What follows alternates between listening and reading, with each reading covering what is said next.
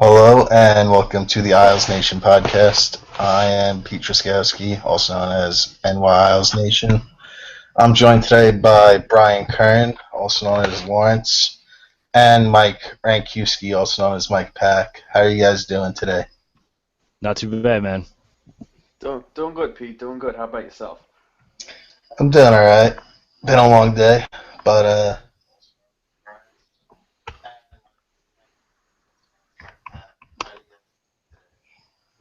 I should turn that off. But basically, what we're going to talk about today is a bunch of things going on in the world of the Islanders. It was a big news day as we prepare for the regular season.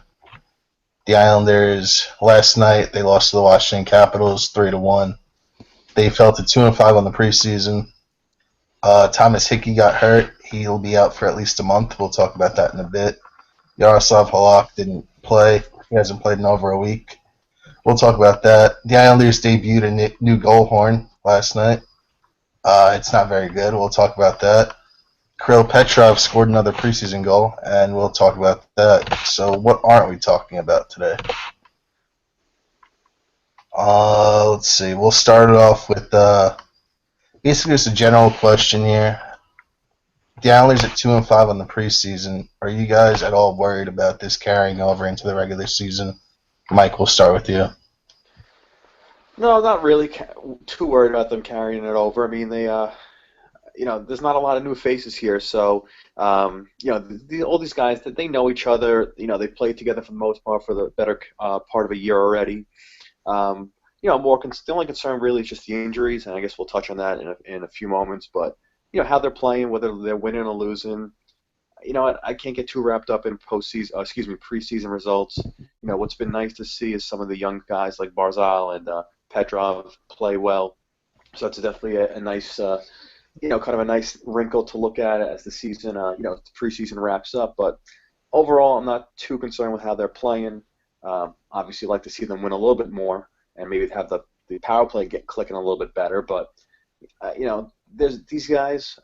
Even though everyone thinks of them as a young team, they still have they have a lot of young veterans. So they've been through the preseason before. They've been through training camps before. I think they know what they have to do in order to get ready for next week's home opener, or the regular season opener. Brian, you have anything to add there? Well, yeah, I mean, I'm not getting too wrapped up in it just because it's preseason. It's obviously you always want to see them win, but if you look at some of these rosters, like that, first game where they were in Lehigh Valley against the Flyers, it's all junior players in Bridgeport. So I mean, depending on who's rostered and who's up, and they're trying different line combinations, and guys are trying different things out. You can't really harp too much on the wins and losses. It's more like execution. And like Mike said, you want to see the power play moving well. You obviously, well, that end of the penalty kill, you want to see them both improve. There were times where Johnny looked great. As Mike said, Petrov was scoring, Barzal looked good. But really, as a whole, you just want to see them getting fundamentals down and not really concerning yourself as much with the wins. I do agree. I'm not particularly worried about wins and losses in the preseason. But one thing that is obviously a worry is the team has already been hit with injuries. As we said, Thomas Hickey will be out at least 4 weeks with an upper body injury that he suffered blocking a shot last night. Steve Bernier is out 1 to 2 weeks with a lower body injury, and goaltender Yaroslav Halak is day to day with who knows what, but he needed a maintenance day yesterday and didn't practice with the team today. So basically, we'll start with Hickey. His loss just highlights the importance of the signing of Marek Zadlicki, in my opinion, as now, instead of rolling with Brian Straight and Ryan Pulak, we only have to roll with one of them. But basically, with Hickey down, what do you think that means for the defense? Who would you like to see replace him? Would it be Straight, who's a left-handed shot defenseman and has more experience? Or would you prefer to have Ryan Pulak playing the offside in his NHL debut? And overall, what are you going to miss from Thomas Hickey for the first month of the year? Mike, we'll start with you. Well, I definitely prefer to see Pulak up as opposed to Straight. I mean, Pulak was drafted, talking 3 years ago now. I think he's, I know he hasn't been tremendous during camp, according to the coaches, but we know we're getting out of Brian Straight, which is very mediocre play for the most part. But I think it's time to see what Pulak has. With the team, I think give him a good extended look. And you know what? I think it's better to get him a look now early in the season when the games aren't as much pressure. As opposed to an injury popping up later in the season and maybe come March or even April, and they're in a playoff push and they're fighting for seeding. So I'd like to see him get a chance now. I think it could definitely help the power play as well if they decide to use him in that role as a power play specialist, maybe even on the second unit. But I mean, Brian Strait, everyone rags on him with good reason.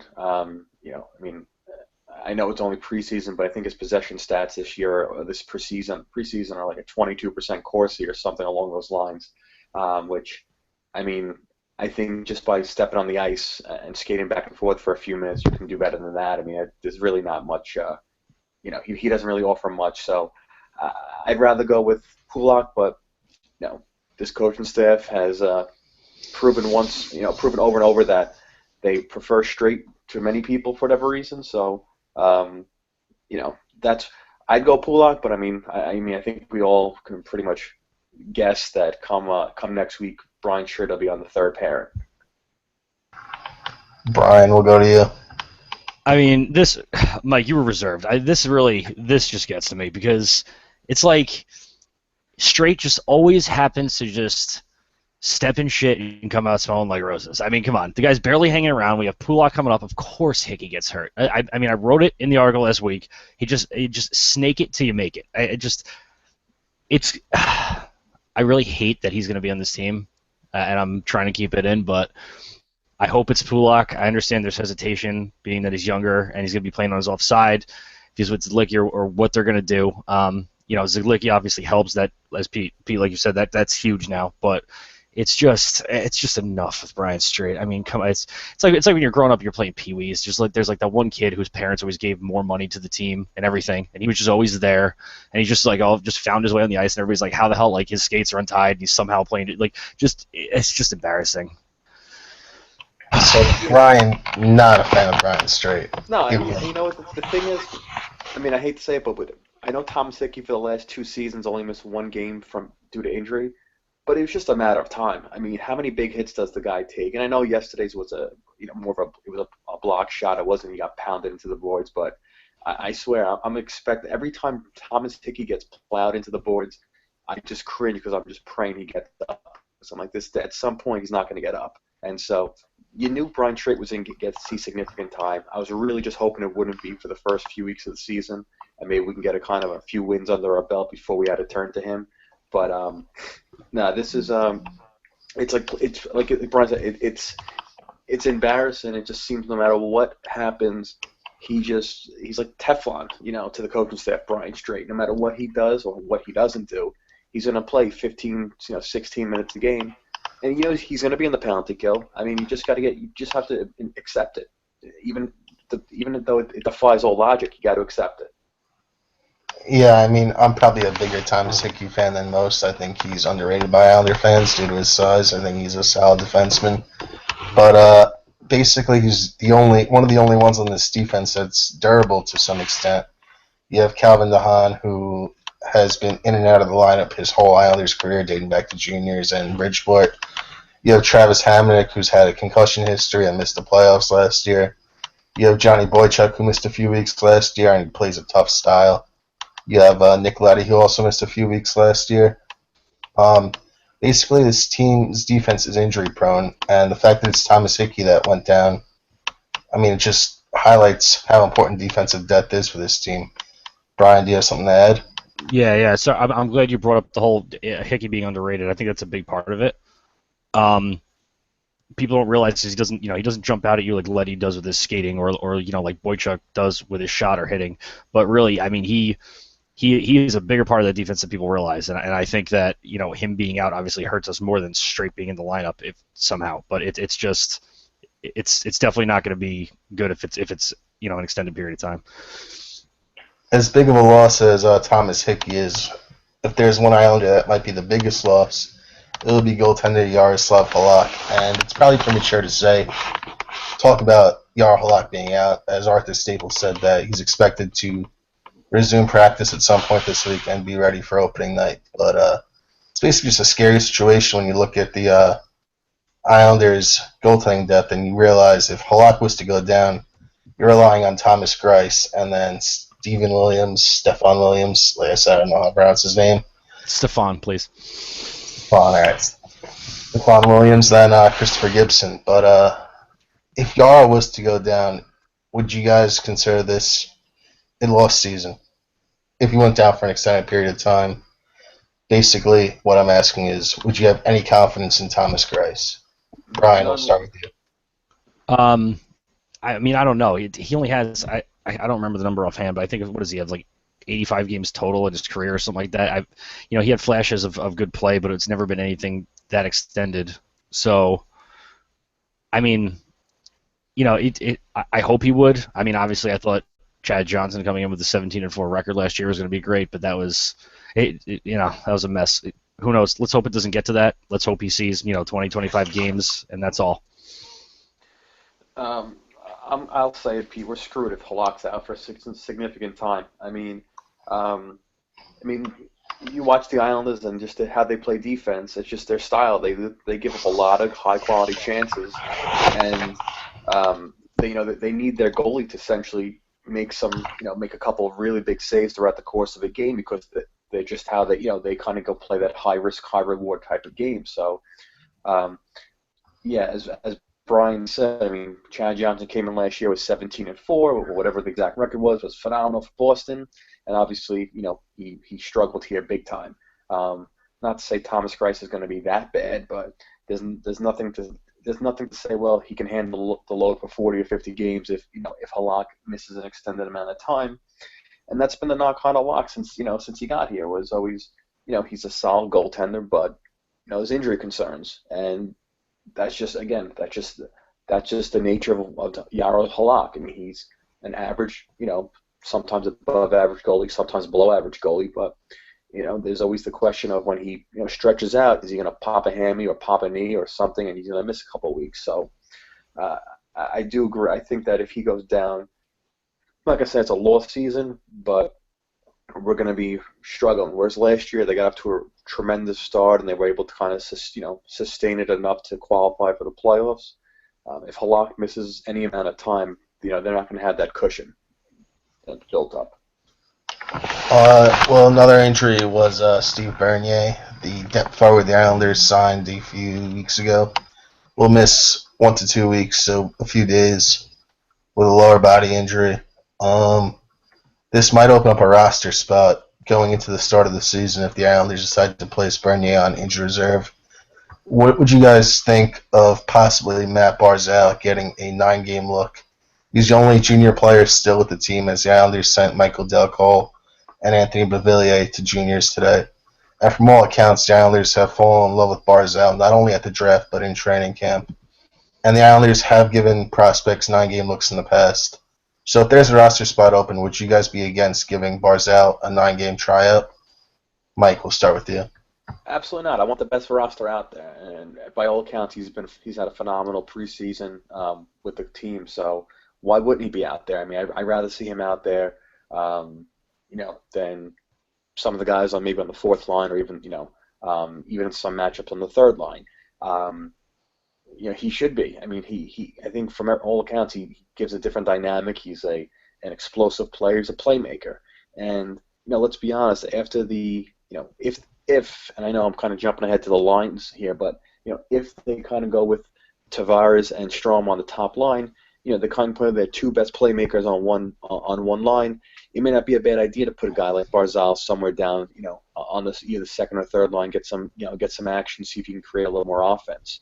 We saw last year in the playoffs how the offense dried up. So, if I'm not a believer in, he's got to play in the AHL, he's got to go back to the juniors. He's only 18. He's got to develop more his body.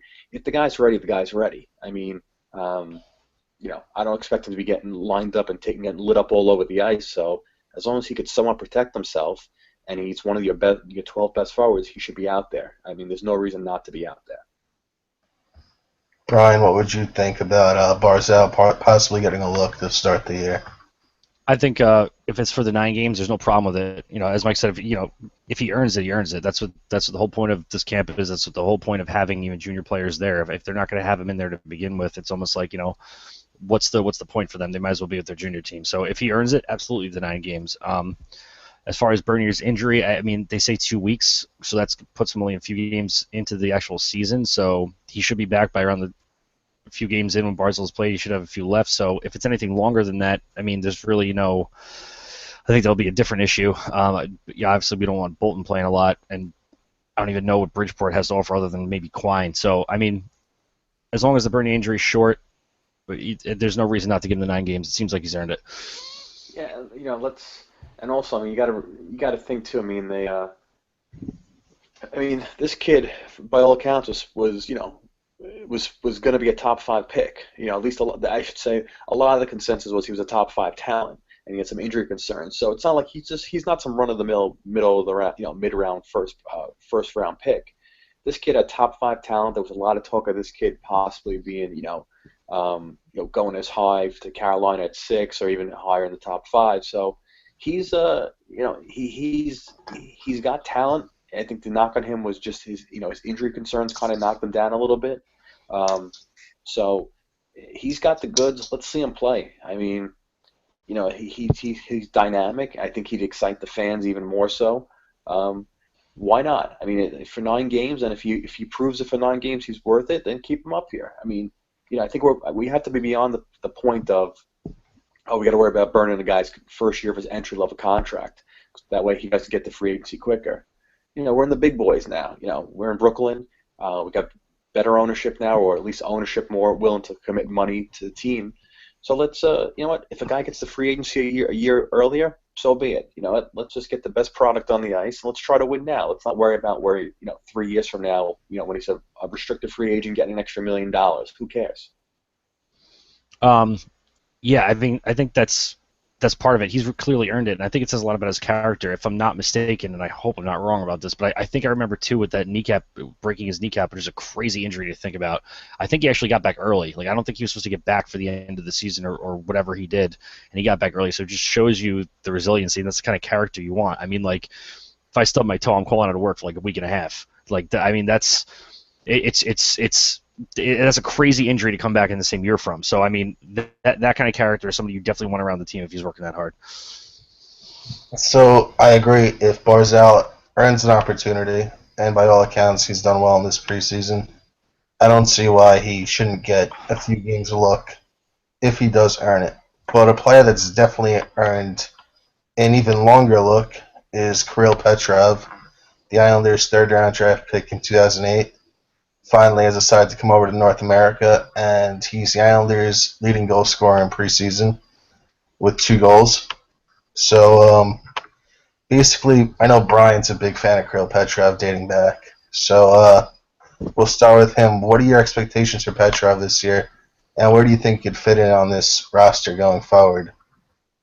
I like the idea of getting him acclimated if he makes a team out of camp with Kuhlman and Grabowski. I think it makes sense. It seems like he clicked, but then again, from what I saw, he was clicking with the younger kids.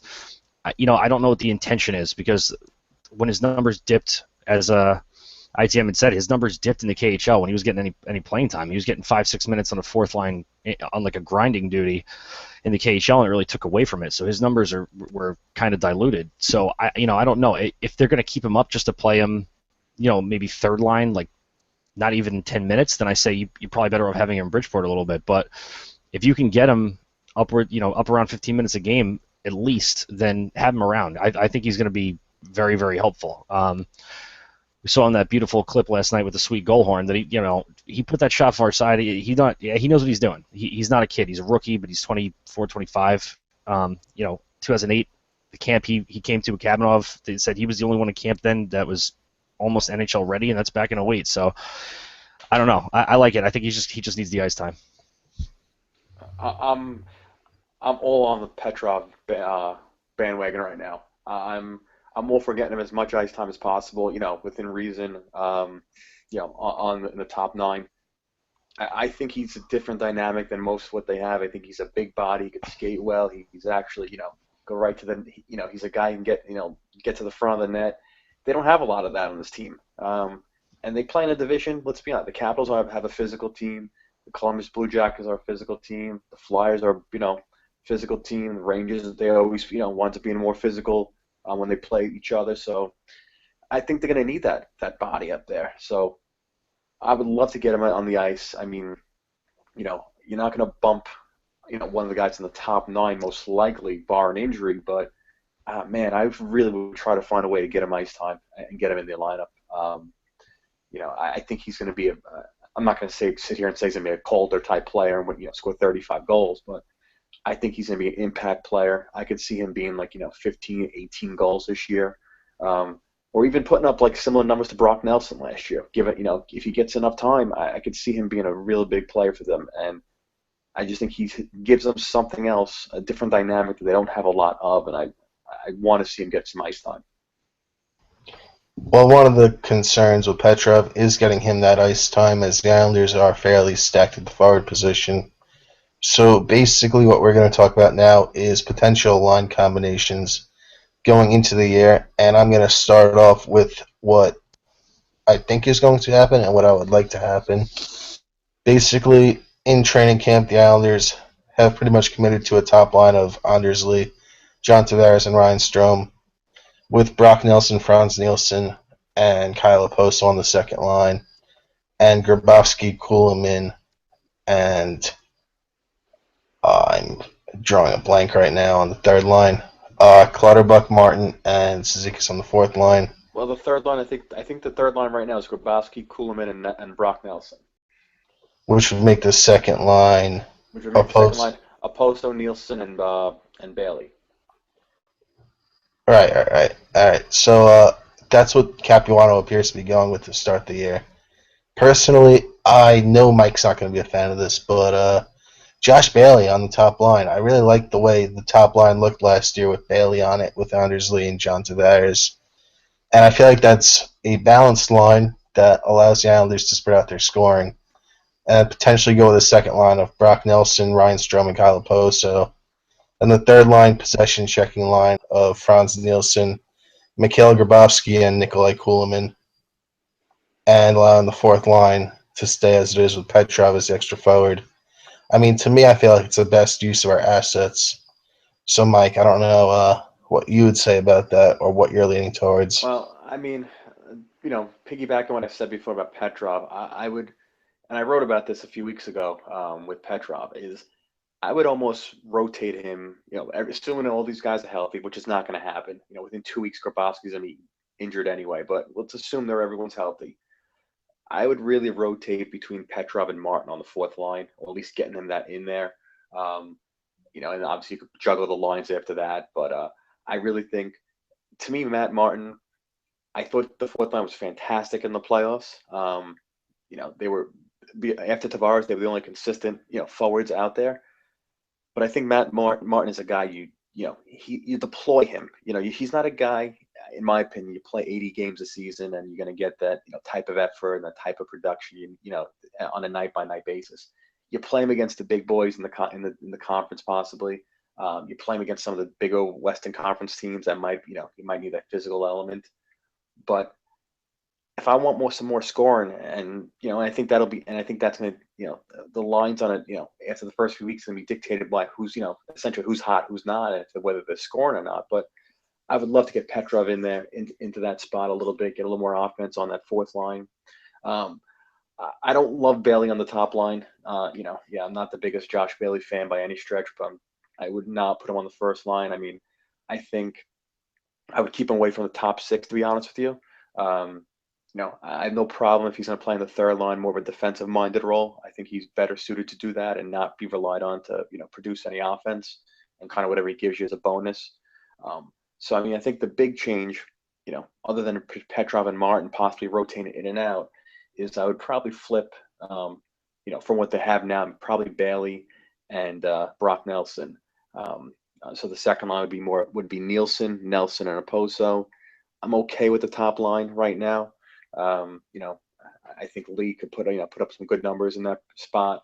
And the third line, I would go with Kuhlman, Grabowski, and Bailey on that third line, and try to make that just my defensive shutdown line. And If they give you any offense, fantastic. But I don't want to rely on Josh Bailey to be in a spot where he's going to play 18 minutes a night, and I need him to put up 20 goals. It's not going to happen. Do you think the Islanders are potentially sending a message to Kyle Oposo by not playing him on the top line to start the year? Absolutely. I wouldn't be shocked. I mean, maybe this is cynical, the cynical nature I have, but I wouldn't be shocked if in a way they're trying to do it to, I don't want to say suppress his numbers, but kind of make him earn. If he's going to want that $6 or $7 million a year contract, okay, you know what? Here you go, Kyle. Go on the second line. Put up the same numbers without Tavares, and if you do that, here's your blank check. Here's your $7 million a year contract for the next 6 years. But if you're only going to put up 55 points playing on the second line, not that there's anything bad with that, but you're not going to be a 75-point guy or 70-point guy without Tavares. We're not paying you like one. We'll pay you $5.5 to $6 million a year. So I would not be shocked if there's a little bit of that, behind the scenes, with Garth Snow and Capuano, kind of I don't want to say sending a message is the right term, but at least kind of saying to Oposo, prove it. You want to get paid a ton of money?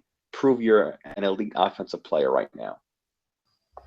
I think it's twofold with that. I think, one, that they are sending Kyle a message that he's going to need to go out and prove something by not playing with John Tavares.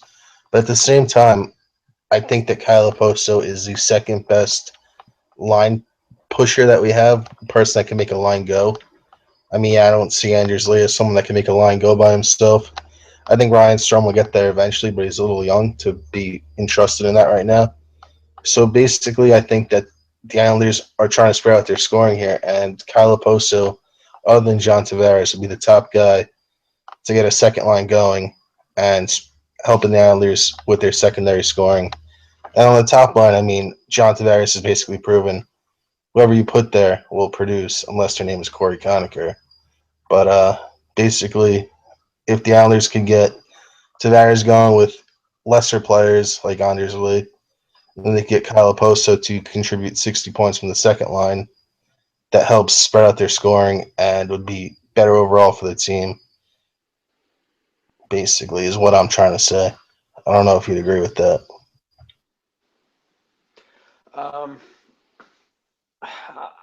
Yeah, I mean, I think offensively, I mean, I'm a big Oposo fan. I think this is the year Strome probably surpasses him as kind of that second line or that second offensive piece. I mean, I think you should be able to keep all three to be very fair. But I mean, he is. Oposo is the driver of that line. I think that there's a little bit. I think there's more to it. I think, like you said, I think there's a little bit of a, kind of prove that you're worth the $6-7 million contract you want. The one thing I hope it's not going to happen is that it's going to kind of suppress Oposo to a point where if they ever decide to trade him, they're going to get back 50 cents on the dollar for him. That's my only concern. But listen, I'm an Oposo fan. I like him a lot. I'm willing to stretch extra to give him, to re-sign him here. But I definitely think there's a little bit of a message being sent that, he's got to prove that he can actually, kind of be that elite offensive player without playing with number 91. All right, Brian. What would you? I wish I had answered for you. That's ridiculous. Go ahead. Do you think the Islanders are sending Kyle Oposo a bit of a message by not letting him play with with John Tavares to start training camp? I mean, I don't know what's going on in the front office. It could be they're trying to spread out scoring a little bit because Okposo was able to put some in when he wasn't with Tavares the end of a couple of years ago after the injury from the Olympics. So, I mean, who knows? They could just be trying things out. I'm trying not to read into it. But we'll see. If Okposo keeps...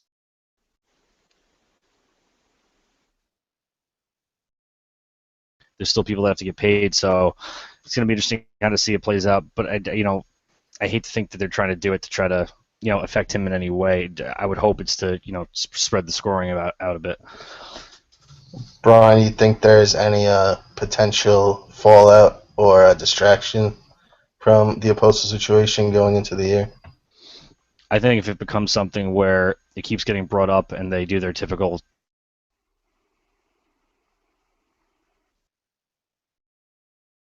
type of stuff happens all the time. I mean, another one's going to be an issue with Stamkos, but you just can't let it affect anything. Okposo should want to play. It's his contract year, whether he has an intention of staying here or not, and they should want him to produce because it's going to get us wins. I mean, I hope it's not a distraction, and this team's usually pretty good about that, and especially Johnny as a captain, he's just a robot. So hopefully it kind of stays under wraps.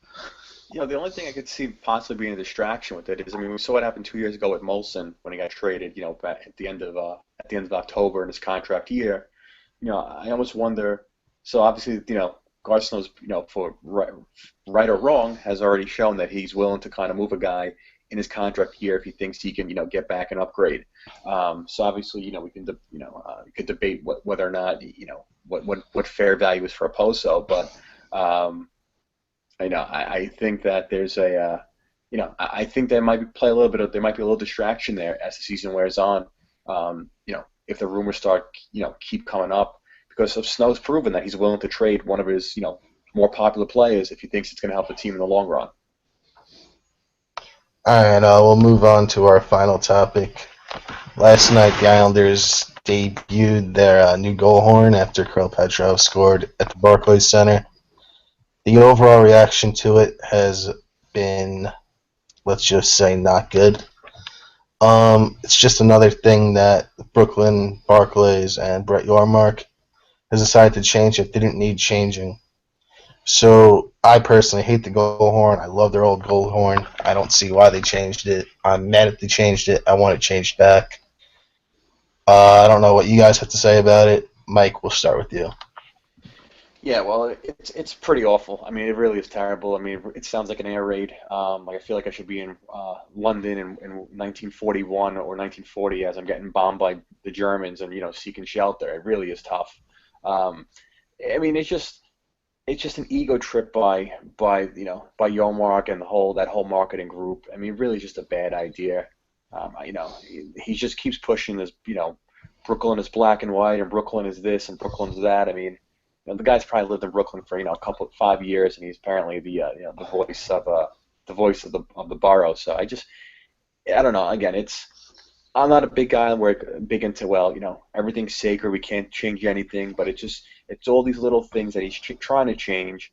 I just think at some point, we saw the reaction on Twitter and all these different articles is people just, it's like enough's enough. I mean, you say, he's talking out of both sides of his mouth, saying, "Oh, tradition is sacred, and we don't want to do anything to disrespect it." But yet, anything he can change, he's changing. And most things, it seems like he's doing it for the sake of change, just so he could kind of put his own, imprint on it. So, he's definitely, they're definitely trying to. Listen, I know they're trying to grow the Brooklyn fan base, but I think unfortunately, they're at the same time they're kind of taking for granted the long time Islander fans, whether they're from Long Island or one of the boroughs or Connecticut or anywhere else. So I don't know, I think he's playing a very dangerous game here with the older fans and basically trying to almost pushing them out before he gets the new fans in here. Bryan, what do you think? I mean, there's a lot wrong with it.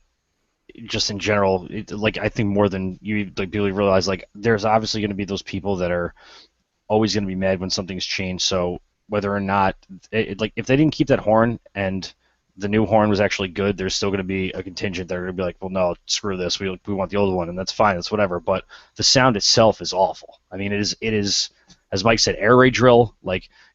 My thing, I said it's as annoying as Fran Drescher laughing. I mean, if you're blowing a goal horn and then every dog within a mile is barking, that's not a sound people want to hear. It's just, Mike, like you said, there's no reason to just be changing things just because they moved. The goal horn is fine. I mean, this fan base has already come at them for the jerseys. There's already been the banners. It's you understand if you're changing something this trivial that you don't have to change just to change it, you're going to get lashback. And if you're going to do it, make it good. And then to top it off, they're like, oh yeah, we're proud to say we paired up with the MTA. It's come on, dude. All the people going to this game are people who use the MTA all the time and who hate it because it's always screwed up and behind. It's like pairing up at Subway now. It's just don't do it. You know what I'm saying? Just enough. Keep the horn. Keep the little things that are just going to get people angry, and stop playing with fire. All right. Pretty much sums it up very well. Great Great work. We'll go to the fan questions now. We have a bunch of them, so we'll do a little quick fire round here where each of us will answer a question, and we'll go around in a circle. Mike, we'll start with you. From Billy Tranfaglia at BillyTran51.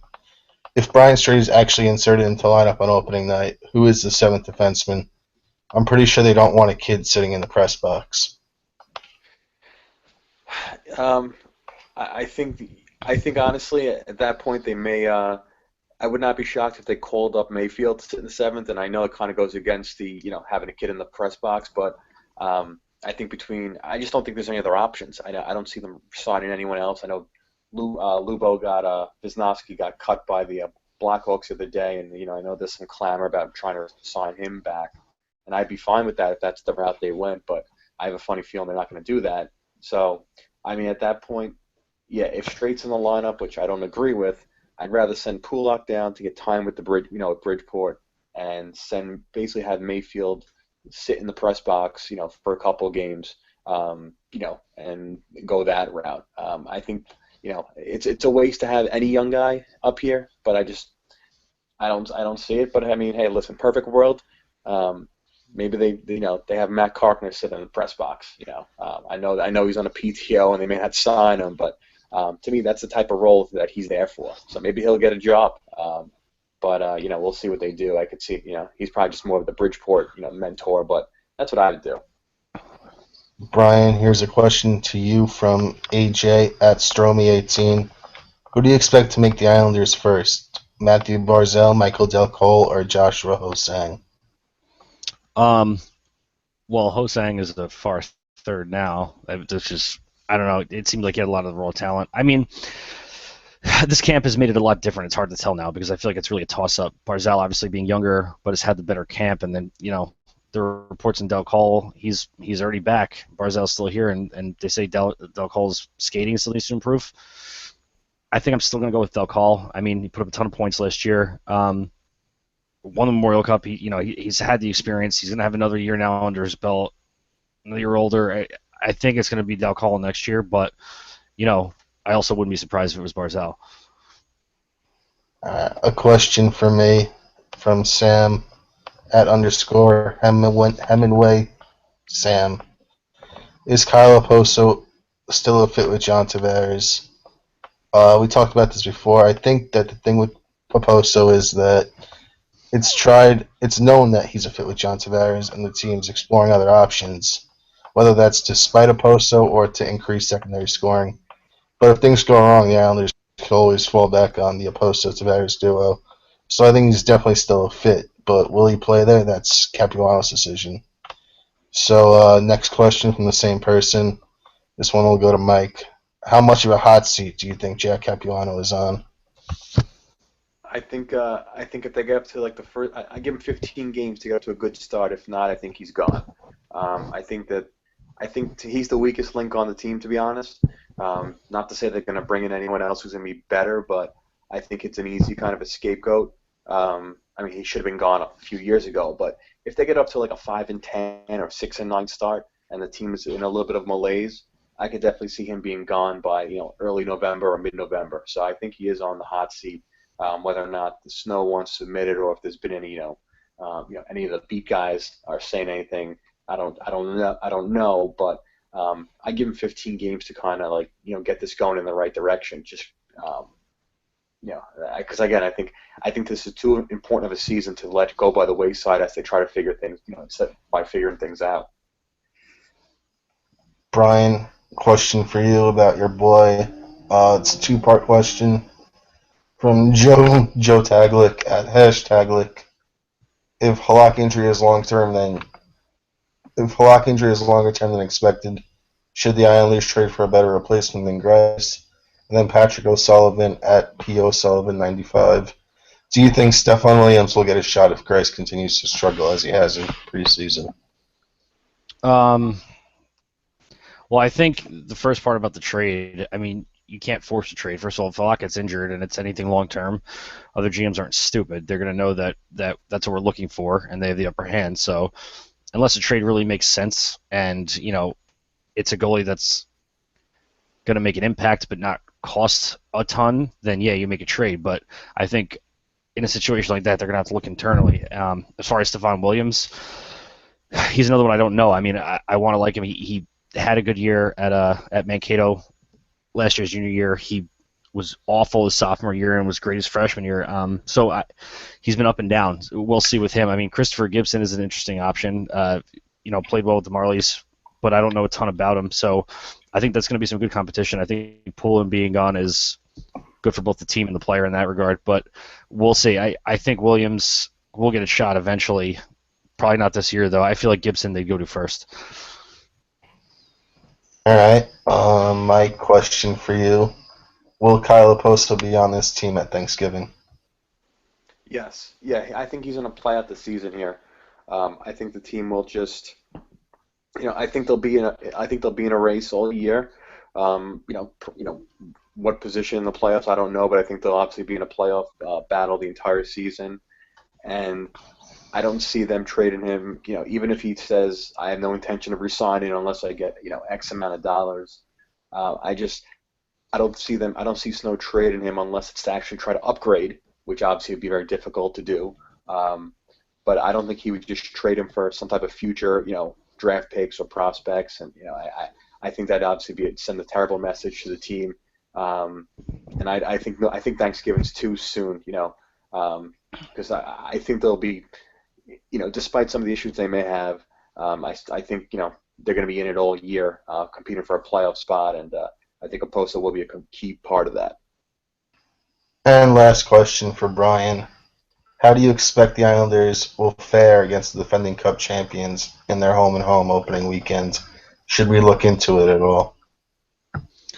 I don't know. I don't think you should look into it. That's such a hard one, though. I mean, opening games in general are rough. I mean, you're playing the Stanley Cup champions. It's the first game at Barclays. The emotions are going to be high. I think either way, it's going to be kind of hard to judge. Do I expect them necessarily to?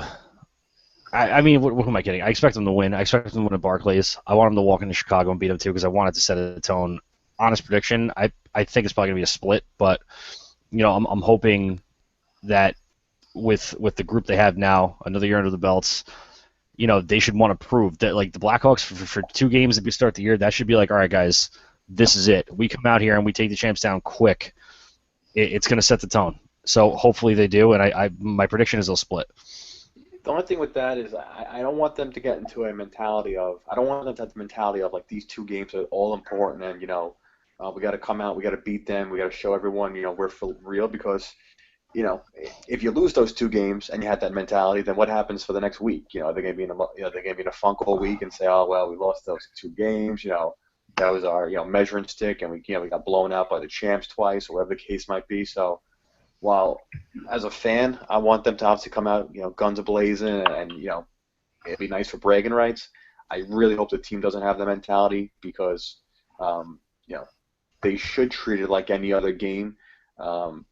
Obviously it'd be great to win both, but I think, at worst, you got to hope for a split. But if they lose both games and they get destroyed both games, I mean, it's 2 out of 82. I don't want them to kind of like that to be the the tone, and they blow it, and next thing you know, next 2 weeks later they're 2-6 and they're struggling. So. I mean, I think you're hitting it on the head there. It's these first 2 games are more mental than anything really meaningful in the standings. But the other thing we have to realize too is we're even if we realize how we're talking about this, we're talking about like the Islanders of old, like we're still a bad team almost in a sense, and we don't mean to. It's just what we're used to. But the Blackhawks also aren't going to come in thinking we're just the Islanders. Like, they know who this team is now. They know what this lineup is, so they're gonna come ready to play as well. They know that these are big games for them too. They're going to be tough. So I think they're going to be really good games. Oh, I don't disagree. I don't want the. I just hope the team doesn't have the mentality of, we got to prove to everyone these 2 games that we're for real because we're in a new building, we're playing the champs, and all this good stuff and the hype around it. Because if you come out and you lose those 2 games, they're like, is the team going to go into a funk and say, oh crap, like what happened to us? So, yeah, as a fan, you could definitely think that, and that's fine. But I just hope that the team doesn't have the mentality, and hopefully the coaching staff is kind of telling them that too. Like, listen, there's just 2 more games on the schedule. You want to get the points, but if you lose them, it's not the end of the world. That doesn't mean you lose those two. That it stinks, but you go out and win the next two.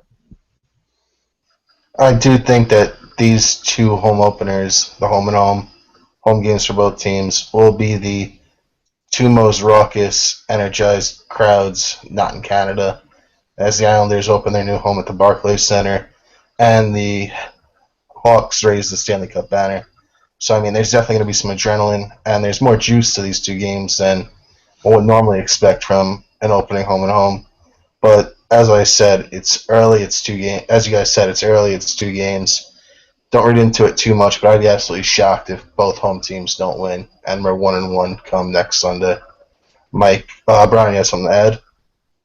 No, I'm not sure. Is that when the Hawks are raising it? Because I think the Hawks have another game prior. So I think luckily the Islanders won't be getting their first game, if I'm not mistaken. But regardless, I think it's going to be a hype 2 games because, especially, there's a lot of extracurricular stuff going on with the Hawks too, obviously. So they're going to be looking to dispel some of that. So I think these are going to be really, really entertaining games.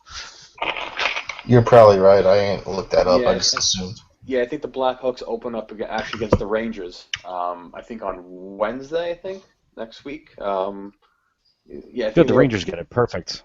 Yeah, Awesome. I think the Rangers actually open up in Chicago and they raise the banner there. So yeah, we'll actually get there. We'll get there for the second home game. So maybe we'll get a little bit less of a raucous crowd, and maybe we could take advantage of that.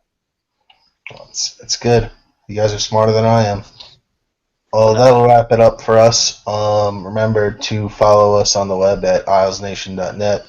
Follow us on Twitter at NYIslesNation. Like us on Facebook, IslesNation. Follow us on Instagram at NYIslesNation. It's just going to be a big year. We have big things planned.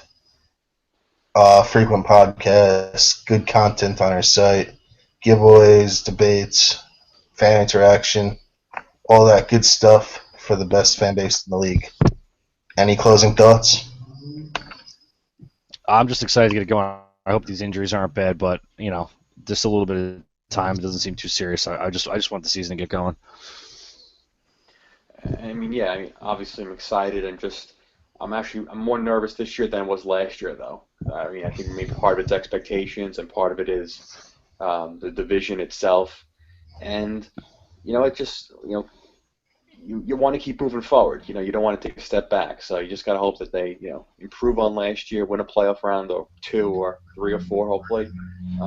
But it's exciting. It's always exciting this time of year. It's a fun for a sport fan, especially for a hockey fan. Mike, I have one final question for you. Sure. As we know, the Islanders open the season on October 9th. What sporting event do you plan on watching on October 9th? Probably the Met playoff game. Yeah, that's what I thought. That'll wrap it up. Thanks for Right listening. under the bus. Thanks for listening. Let's go Islanders. Let's